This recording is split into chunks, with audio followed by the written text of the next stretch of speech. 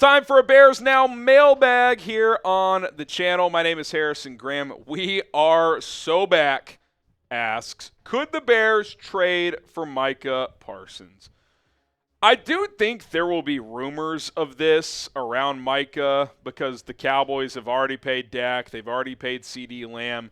Do they use Micah as kind of capital bait to get multiple first-round picks, which is what I think it would cost? And then I think the big caveat here is it's not just the draft capital. It's this. It's the fact that you'd probably have to pay him $35 million per year. Nick Bosa is the highest paid defensive player in the NFL at $34.5 million. If I'm repping Micah Parsons, I expect to be the highest paid player in the league. Because when you're in that realm and you hit the market, typically if you're within kind of the top level players, you're going to reset the market. I would expect that would be the case here. I think Micah Parsons, who's had a minimum of 12 sacks in all 4 years of his career, including this year when he missed 4 games, he's an absolutely fantastic player. I think Dennis Allen would get a lot out of him. I think he'd be a good player here. It's just, do you want to pay that type of capital and money on the salary cap? It's not cheap. It's definitely not cheap. Now, he's got his fifth-year option, so you could kind of spread it. You could put some of that money this year with the 5th year. That way it gets spread out a little bit more, but it would still cost you a lot. I'll say this, though. A Micah Parsons, Montez Sweat pairing on the defensive line at defensive end, that's pretty stout. That's pretty damn stout. What say you? Would you trade 2 first-round picks for Micah Parsons? Type Y for yes. Type in for no. I'll say this. I was reading earlier today, Jim Nagy, who runs the Senior Bowl, said he's talking to teams that only have 8 to 10 first-round grades on players in this draft. Bears pick 10th. If you feel like that number's 8, 9 players, even 10, like, are you getting a Micah Parsons there? So would you trade 10 in your first next year to do it? The sweet spot's the 2nd and 3rd round this year. You got 2 seconds. You got at least 1 third. You might have a 2nd third if Ian Cunningham gets the Jags GM job. So just something to consider if you're Chicago here. DC Viper, will Ben have a say in players who get drafted or signed in free agency? What players do you think he wants to bring in? I think he will. I think it'll be collaborative, especially on the offensive side of the ball. I think Dennis Allen will even have some input when it comes to defense, no question about it. I think Poles is going to, be an active listener in these types of discussions moving forward, as he should be. I think a couple things Ben Johnson's going to want. Obviously, offensive line. I mean, he straight up says, he's like, yep, already talked to Ryan. We need to get better there. So I think they're going to invest in the O-line and free agency. And whether it's the draft or free agency, I think he's going to want to add at least one speed guy to the offense. At wide receiver, running back, wherever it is. You need a true burner. Now, does he have a vision for Tyler Scott? I don't know. Even if he does, it seems like a reach to go from not a factor to you're like our number 3 receiver that's going to have a huge role. I don't think that's realistic, but we'll see how he views that. But I think offensive line, speed guy, running back. That's where he's going to want to add on this offense. Sean the Savage, would you consider signing Javonte Williams?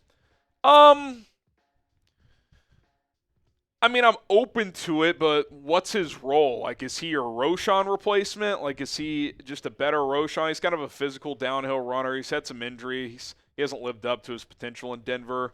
I don't think he's better than Swift. Like, they're different type of backs, but I don't think it's like a Swift-Williams pairing is that inspiring to me. So unless you're trying to move on from Roschon, I'm not really sure what a Javonte Williams signing does, unless they're just going to go Swift, clear RB1, Williams RB2, and then Roschon RB3. That's a little underwhelming to me, though. I don't think they'll go that route. Subscribe to the channel because we go live every Monday and Thursday and answer your questions. So be sure to subscribe and join us. Of course, we have plenty of other content as well, covering the latest Bears news, rumors, coaching staff hires, free agency coverage, draft, and a whole lot more. Busy offseason ahead. Be sure to subscribe. Miles, any late 6 to 7 round players you like in particular or think are underrated? Like 6th, 7th round? I mean, it's pretty early in the process for me to talk about like deep sleepers like that. I know there's a kid at the Senior Bowl. I took him in my last mock draft out of Central Arkansas that people like. He's kind of a tweener edge rusher. He could be someone like that. I think his name's David Walker, but I mean, talking about late round sleepers in late January, I'm going to need to study up a little bit more to give you like a fair answer on that. Jacob Jacksa, what do you think about lining up Cole Kmet and the tush push next season? 2 years ago, they did it a few times where they would put him in motion, get under center real quick, snap it, fall forward. I could see them doing it some.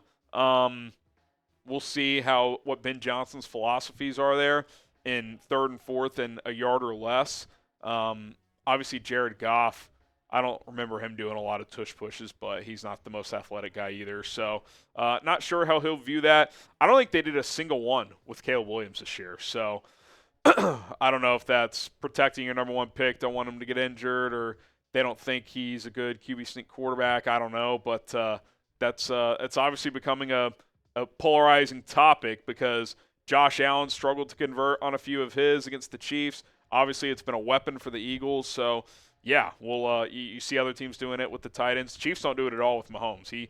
His kneecap buckled in 2019. They have not run a QB sneak since. So it's really just team philosophy there.